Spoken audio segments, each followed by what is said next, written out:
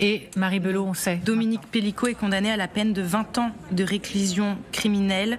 En fin de peine, il y aura un réexamen de la peine et il sera évidemment inscrit au fichier des délinquants sexuels. Voilà pour la peine qui vient d'être prononcée par la Cour et qui est donc conforme aux réquisitions des avocats généraux. Peine maximale. Peine maximale. 20 ans de prison, c'est la peine à laquelle est condamné Dominique Pellicot aujourd'hui pour l'ensemble des crimes et délits commis sur son ancienne épouse. Et à partir de maintenant, pour lui, donc, il se passe quoi ? Eh bien, il faut attendre la fin du verdict donc, qui se poursuit. On en parlait tout à l'heure, Jean-Pierre M, qui est donc cet homme qui est considéré un peu comme le disciple de Dominique Pellicot, celui qui n'a, lui, pas violé Gisèle Pellicot, mais sa femme à lui, en reprenant les méthodes et la façon de procéder de Dominique Pellicot. Lui, il vient d'être condamné à 12 ans de réclusion criminelle. La peine requise contre lui, c'était 17 ans.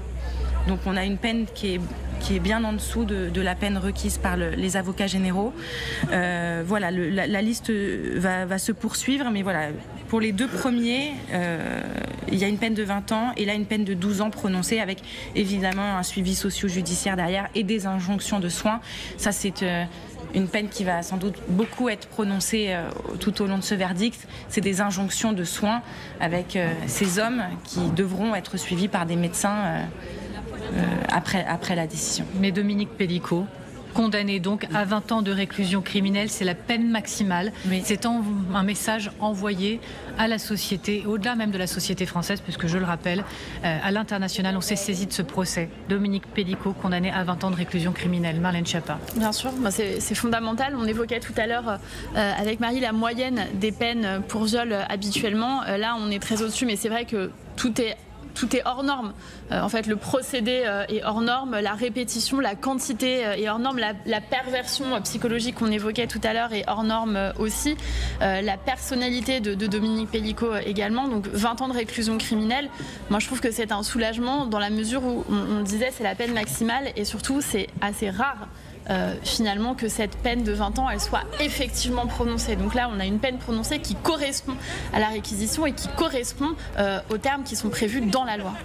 Bonjour Violaine de Philippis et merci beaucoup d'être avec nous. Vous êtes avocate et cofondatrice de l'association Action Juridique Féministe. Tout simplement votre réaction, la peine maximale, Dominique Pellicot condamné à 20 ans de réclusion criminelle. Je pense que c'est une bonne décision. Maintenant, j'ai aussi une pensée pour toutes les victimes de viol qui ne bénéficient jamais d'un procès, puisque 94% des plaintes pour viol sont classées sans suite aujourd'hui.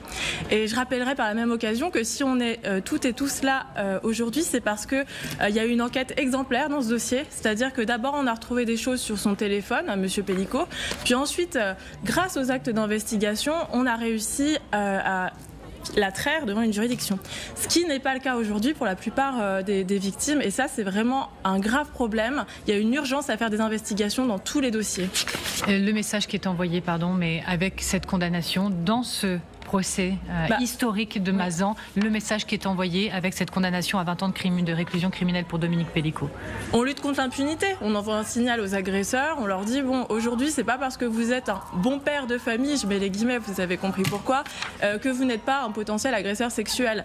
Et c'est ce signal qu'on voit, c'est-à-dire que à travers la diversité des accusés et des condamnés, on se rend compte que finalement, l'agresseur, c'est peut-être Monsieur Tout-le-Monde. Et ça permet de montrer que contrairement à ce qu'on pense, c'est-à-dire qu'il y a encore cette croyance très ancrée qu'on aurait plus de risques d'être agressé la nuit au coin d'une rue, eh bien non. Dans 9 cas sur 10, la victime d'une agression sexuelle ou d'un viol connaît son agresseur. Ça doit être le jour, Arlette Chabot, où la honte change de camp, comme Gisèle Pellicot l'a voulu, souhaiter si ardemment chaque jour de ce procès, raison pour laquelle en septembre elle a dit « je veux la publicité, je veux que l'on voit, je veux que les gens sachent, que les gens rentrent dans cette salle et partagent ce que j'ai vécu ».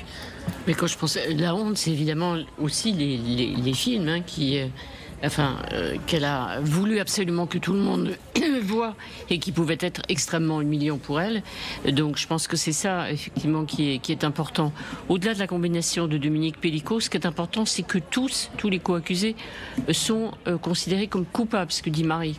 Aucun acquittement, on le voit en bas de l'écran, ça s'inscrit. Tous les accusés reconnus coupables, aucun acquittement. Ceux qui disaient non, je n'avais pas très bien compris, j'étais là un peu par hasard, j'avais répondu à l'annonce et puis voilà. Je pensais qu'elle était d'accord forcément puisque son mari était là et que ça se passait dans la chambre à coucher familiale. Donc tout ça est tombé. Ça, je trouve que c'est fondamental. Que lui soit condamné à la peine maximale, c'est pas une surprise, mais que toutes les excuses bidons, si je puis dire ainsi, mais tout le monde comprend ce que ça veut dire, les fausses excuses mises en avant par les avocats, certaines ayant évidemment beaucoup choqué, sont écartées par la justice, les magistrats. Ça, c'est important. Vous êtes d'accord avec ça? Est-ce que c'est aussi même important, la condamnation à 20 ans de réclusion criminelle de Dominique Pélicaud, que tous reconnus coupables, aucun acquittement? Oui, on voit que les arguments qui ont été servis par les avocats de la défense sur le fait que il n'était pas conscient qu'il violait, le pauvre, ça n'a pas fonctionné. Et ça permet aussi de s'interroger sur quelle définition on veut donner demain justement aux caractéristiques du viol. Là, je parle bien des caractéristiques sans même parler de la notion de consentement. C'est-à-dire qu'aujourd'hui, dans le droit français, le viol, c'est une pénétration commise par surprise, menace, contrainte ou violence. Or, ces 4 termes ne sont pas définis par la loi. Je pense que ce serait intéressant de les définir, notamment pour le cas où quand une victime est inconsciente, eh bien, on pourrait débattre, en tout cas au niveau parlementaire, de savoir s'il n'y aurait pas une présomption. C'est-à-dire que l'agresseur devrait être présumé savoir qu'il est en train de violer si la victime est inconsciente, à mon sens. Marie Belot, vous me faisiez signe, vous pouvez faire un point sur la situation. Oui, puisque là, le prononcé des peines se poursuit. Donc, on l'a dit pour Dominique Pélicaud, le prononcé est conforme aux réquisitions des avocats généraux. Pour les autres, ce sont des peines prononcées qui sont un peu moins élevées que les peines requises. Donc, par exemple, Jean-Pierre M, on en parlait, celui qui est considéré comme le disciple de Dominique Pélicaud, 17 ans de réclusion requise, 12 ans en prononcé. Pour Jacques C, 73 ans, retraité, venu une fois, une peine de 10 ans avait été requise. La Cour vient de prononcer une peine de 5 ans de prison.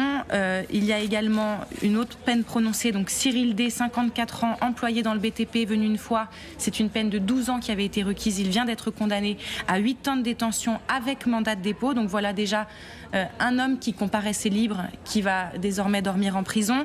Même chose pour Lionel L, 44 ans, employé donc dans une grande surface, qui était venu une fois, peine requise 12 ans. Il vient d'être condamné à 8 ans avec mandat de dépôt. Lui aussi comparaissait libre et va devoir dormir en prison. Et un autre exemple, Nicolas F, 43 ans, journaliste indépendant. Il y avait 14 ans de peine de prison requise. Il vient d'être condamné à 8 ans avec mandat de dépôt. Est-ce qu'on peut essayer de comprendre, Marie, ce décalage, cette différence entre ce qui est requis et le prononcé? Est-ce que ça peut s'expliquer par exemple, des circonstances atténuantes qui auraient été retenues? Il faut bien comprendre que là, ce sont des magistrats, des juges professionnels. C'est une cour criminelle. Il n'y a pas de juré populaire. Et ils l'ont dit et répété, leur rôle, c'est de juger au regard du droit. En France, il y a un principe d'individualisation de la peine. Donc, on juge la personne en fonction de ce qu'elle a fait, mais aussi en fonction de sa personnalité, de son casier judiciaire, de circonstances aggravantes et de circonstances atténuantes. Donc, ce sont des professionnels qui, au regard des faits commis, de la personnalité, de ce qui a été dit dans la salle, décident d'une peine à prononcer au regard du droit. Alors je pense que c'est extrêmement maladroit la manière dont je vais amener les choses, mais est-ce qu'il y a une part de déception? Parce que la justice a tranché par des professionnels, encore une fois, mais est-ce qu'il y a une part de déception de voir que oui, il y a condamnation à 20 ans de réclusion pour Dominique Pélicaud, oui, ils sont tous jugés coupables, aucun acquittement, mais ce sera 12 ans et pas 17 pour le principal accusé et toutes ces différences entre réquisition et prononcé que Marie vient d'évoquer. Je trouve ça parfaitement normal que les peines soient individualisées. La justice, elle fait face à un individu. Effectivement, là, il y a un débat sociétal, mais ça ne doit pas entraver le fonctionnement de la justice, c'est-à-dire que la peine doit être individualisée.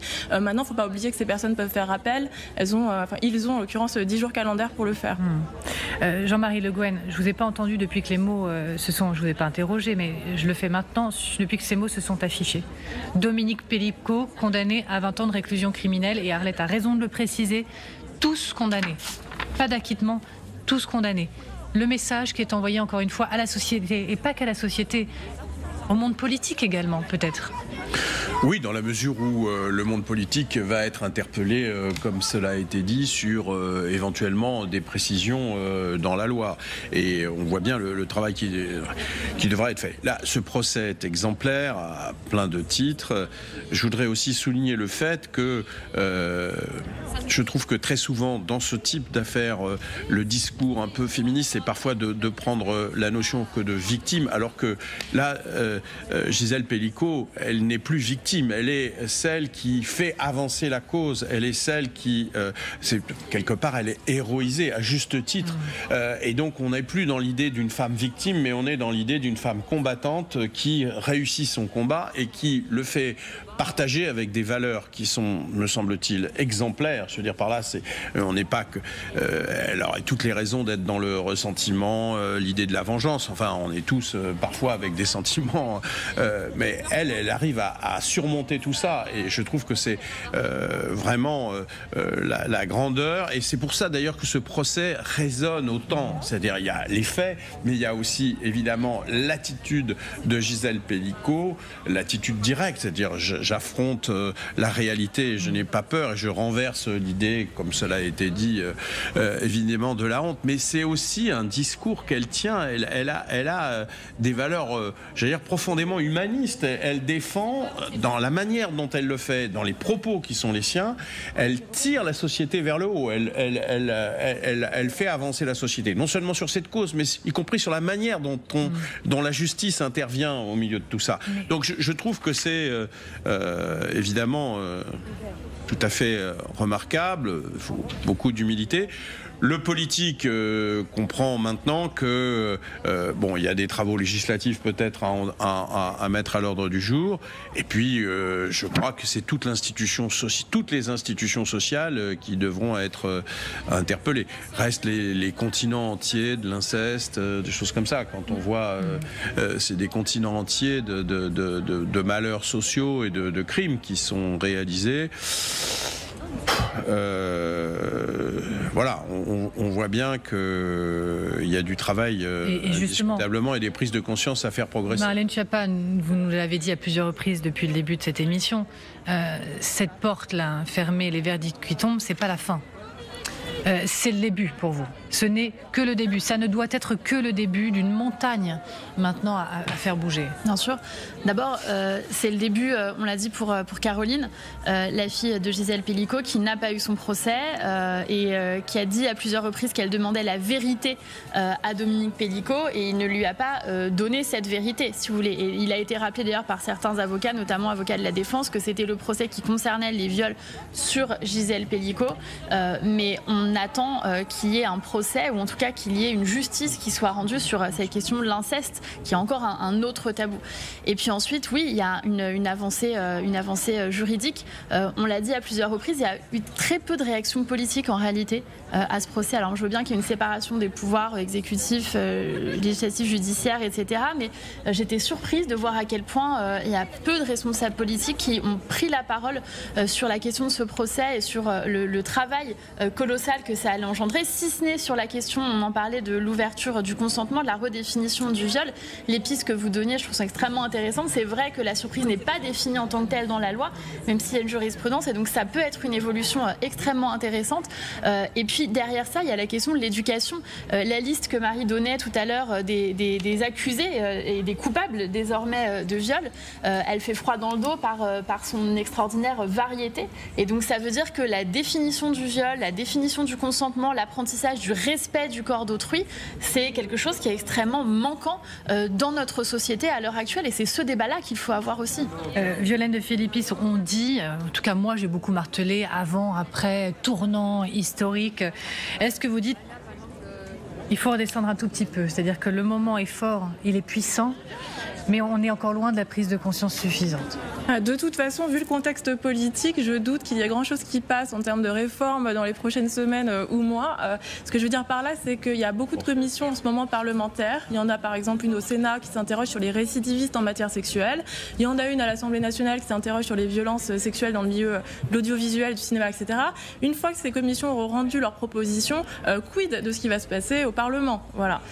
Mais vous avez vraiment l'impression d'un séisme dans la société, dans les réseaux que vous voyez autour de vous? Est-ce qu'il y a vraiment quelque chose de concrètement changé? Ça a déjà des conséquences. Les femmes qui viennent me voir et qui ont été victimes de violences me parlent régulièrement de Gisèle Pelicot. Ça peut les inciter à déposer plainte alors que peut-être elles ne l'auraient pas fait. Vous avez rencontré des femmes qui sont venues vous voir en disant « je ne l'aurais pas fait s'il n'y avait pas eu Gisèle Pelicot. Gisèle Pelicot a parlé, ça m'a inspiré, ça m'a poussé et je viens vous voir, oui, ça arrive ». Alors j'ai une permanence le mercredi depuis longtemps déjà, donc, mais j'ai vu justement la différence différence, c'est que effectivement là, il y a ce phénomène d'identification à Gisèle Pelicot qui est intéressant, et je dirais que ça change des procès aussi des années 70, parce que là c'est la plaignante qui incarne son procès et qui incarne le combat, là où il y a quelques dizaines d'années c'était plutôt les avocats et les avocates, et je trouve ça bien parce que justement il y a un problème d'identification par rapport à ce que ce serait une vraie victime, et je mets des guillemets, parce qu'en fait il n'y a pas de vraie victime, c'est-à-dire qu'il n'y a pas de profil type pour être une bonne victime, et là on le voit, c'est-à-dire que non seulement elle envoie ce signal, mais en plus elle dit qu'elle ne se définit pas juste par le statut de victime, et ça c'est aussi important parce que souvent on a peur d'être stigmatisé quand on utilise le terme victime, comme la femme faible, etc. Et là on voit que c'est pas le cas. On continue d'en parler avec le terrain également. Mathieu Perrault est devant le tribunal d'Avignon. Bonjour, merci d'être avec nous. Mathieu, vous êtes avec Audrey. Audrey qui suit le procès depuis le tout premier jour sur place. Oui, elle est là depuis le premier jour et elle a réagi tout à l'heure à l'annoncé de la peine de Dominique Pelicot. Audrey, vous êtes satisfaite? Les réquisitions ont été suivies? Alors, les réquisitions ont été suivies, effectivement. Ils sont tous reconnus coupables et ça, on en est effectivement satisfait. Le fait est, c'est que Dominique Pelicot est reconnu coupable et prend 20 ans, mais avec une période de sûreté des 2/3. Donc ça, effectivement, on n'est pas satisfait de ceci. Voilà. On voulait qu'il prenne 20 ans et qu'il fasse les 20 ans jusqu'au bout et qu'il n'y ait rien du tout. Il est reconnu là aujourd'hui, il est inscrit dans le fichier comme délinquant sexuel. C'est pareil, c'est quand même anecdotique de dire qu'il est délinquant sexuel quand c'est lui le plus méprisable des méprisables. C'était important pour vous d'être là pour soutenir Gisèle Pelicot? Avec mes enfants, exactement. Mon fils, ma fille, leur meilleur ami, avec tous effectivement, les dames et les hommes qui sont là, effectivement. Oui, c'est important d'être ici aujourd'hui, d'être avec Gisèle et elle représente l'histoire et notre histoire justement. Voilà. Et c'est un message personnel aussi que je peux passer justement. Voilà. Merci beaucoup Audrey. Merci. Merci beaucoup à Mathieu Perrault avec Henri-Paul Amar sur le terrain. Regardez cette double image. D'un côté, ces portes toujours fermées, mais derrière, oui, le verdict tombe. Oui, il est tombé pour Dominique Pelicot, condamné à 20 ans de réclusion criminelle.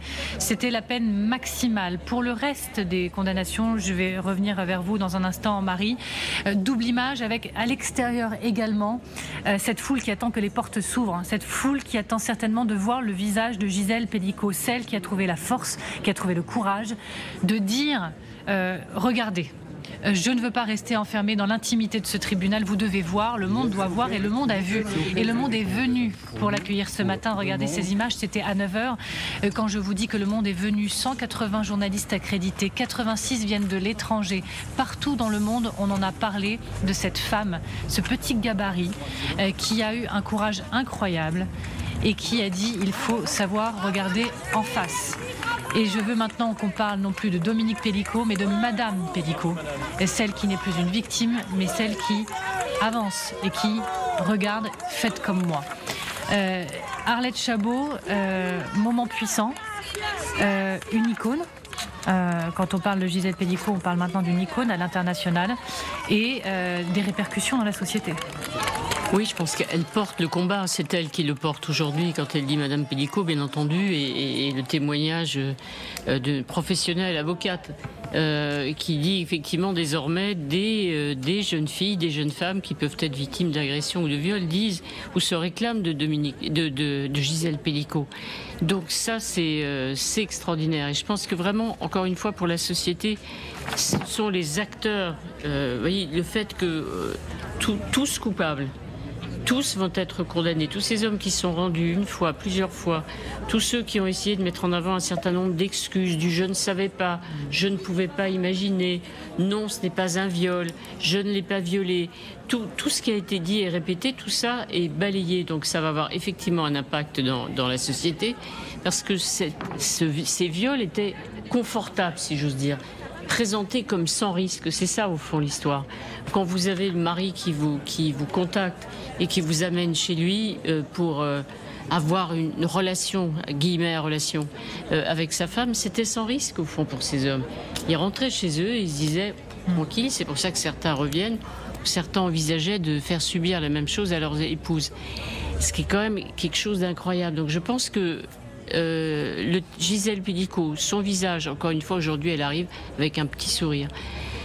Son combat, sa force, plus ceux qui ont en face d'elle l'ont violée et ont assumé d'être en face d'elle pendant le procès, effectivement, et qu'elle a assumé plutôt elle d'être en face d'eux, je pense que ça va beaucoup bouleverser la société. En effet, et vous avez raison de le rappeler, il faut rappeler ce qui se passe derrière ces portes. Gisèle Pelicot, elle a accepté pendant des semaines d'être dans une salle qui est assez petite, nous explique régulièrement Marie Belot, enfermée avec tous les accusés. Et son mari, qui vient donc d'être reconnu coupable. Elle est toujours dans cette salle, Marie Belot, Gisèle Pelicot. Elle a assisté à la condamnation à 20 ans de réclusion criminelle à la peine maximale de son mari. Il y a d'autres peines. Le verdict dans sa totalité est tombé, Marie ? Pas encore, on est là pour l'instant à une trentaine de peines prononcées qui, d'après mes calculs, vont pour l'instant de 5 à 13 ans de prison, dont au moins 8 mandats de dépôt. Donc, c'est-à-dire parmi les 32 qui comparaissaient libres, il y en a, d'après mon calcul, déjà au moins 8 qui vont devoir partir en prison alors qu'ils comparaissaient libres. Pour quelques exemples, Philippe L, 62 ans, jardinier, venu une fois. La peine requise, c'était 10 ans. Il vient d'être condamné à 5 ans de prison, dont 2 avec sursis. Cyril D, 54 ans, employé dans le BTP. La peine requise, c'était 12 ans. Il vient d'être condamné à 8 ans avec un mandat de dépôt. Redouane E, 55 ans, infirmier libéral, venu une fois. La peine requise, c'était 12 ans. Il vient d'être condamné à 8 ans avec un mandat de dépôt. Christian L, pompier, 56 ans, 14 ans pour la peine requise. Il vient d'être condamné à 9 ans de prison. Voilà pour quelques exemples de peines prononcées, mais la liste se poursuit à l'heure actuelle. Mais c'est important le travail que vous faites, Marie, d'égrener les noms et de prendre de notre côté le temps de les écouter. Les noms, les peines, les profils, les âges, c'est très important parce que c'est l'histoire dans l'histoire. C'est l'histoire d'hommes ordinaires qui ont commis le pire. Et c'est aussi un fait majeur dans notre société. On reprend la direction du terrain puisque Mathieu Perrault, maintenant avec Henri-Paul Amar, est allé à la rencontre de Christophe qui a jugé si important d'être là aujourd'hui. C'est ça, Mathieu ? Oui, je suis avec Christophe qui est déjà venu une fois mais qui tenait à être là aujourd'hui pour aussi porter la parole des hommes en soutien à Gisèle Pelicot. Oui, c'est ça, oui. Oui, je crois que c'est important. On n'est pas assez nombreux, je trouve, encore dans cette foule-là, mais de montrer que ce ne sont pas que des femmes hystériques qui crient. C'est un fléau de société et qu'il faut tous se mobiliser, femmes, mais aussi les hommes, bien sûr. Nous, les hommes qui vivons on va dire dans une bulle de privilèges, on s'en rend pas compte, mais être capable de marcher tout seul dans une rue le soir, alors que les femmes ne peuvent pas le faire, c'est pas normal. Donc c'est à nous de changer ça aussi. Donc c'est à nous de nous positionner. Et donc être là aujourd'hui, pour moi, c'est ça, c'est se positionner pour dire. Les réquisitions ont été suivies concernant Dominique Pelicot. Pour vous, c'est un message fort envoyé à la société ? Oui, bien sûr. Ouais. Oui, ce procès est un procès emblématique pour le combat sociétal. Donc oui, j'en ai entendu. Donc la réquisition est claire pour Dominique Pelicot. C'est en train de tomber pour tous les autres. Et moi, c'est beaucoup plus cet enjeu-là aussi. Dominique Pelicot avait avoué, c'était quasiment certain que. Alors c'est l'instigateur, bien sûr, mais. Moi, ce qui est plus symbolique, c'est les jugements qui sont en train de tomber pour les 50 autres. Quoi. Et tous ont été reconnus coupables. Tous ont été reconnus coupables. Ça, c'est un message très très fort. Et en effet, j'en suis très satisfait. Ouais. J'avais une petite angoisse, j'avoue, ce matin en venant. Mais heureusement, le tribunal a suivi les réquisitions. Merci beaucoup, Christophe. Merci à vous, Mathieu Perrault, avec Henri-Paul Amar. Qu'il est important ce témoignage, qu'il est important d'entendre la voix des hommes devant ce tribunal. Christophe qui disait, voilà, c'est aussi pour montrer que non, ce ne sont pas que des femmes qui crient hystériques devant un tribunal.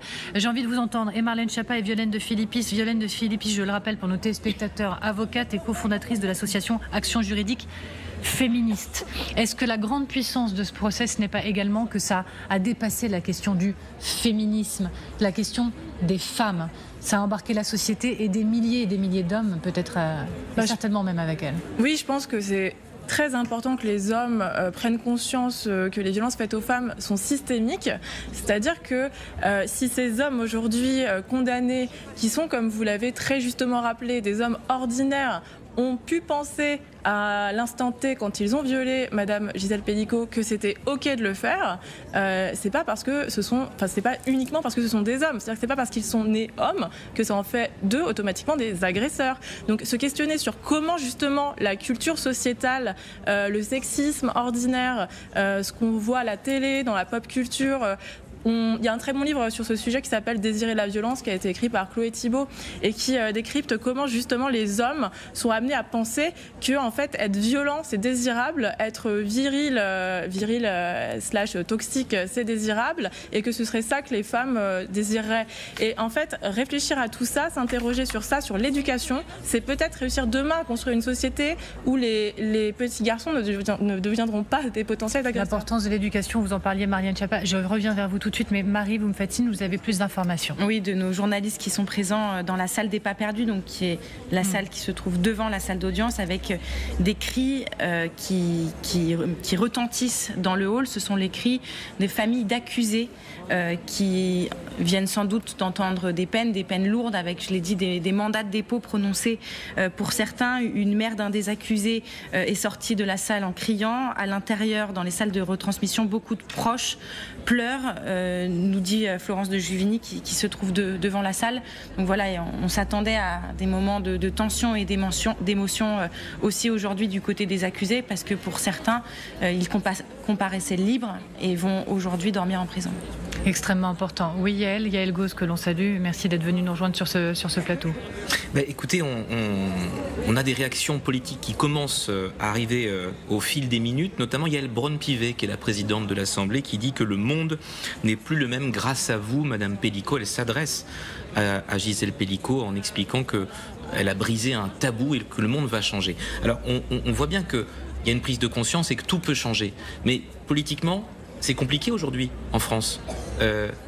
Quel est le gouvernement? Est-ce que Didier Migaud, garde des Sceaux, va pouvoir prolonger ce qu'il avait promis, c'est-à-dire inscrire le consentement dans le code pénal? Tout est un peu gelé. La mission de Sandrine Josso sur la soumission chimique, quel est son avenir? Michel Barnier l'avait remandaté pour continuer sa mission.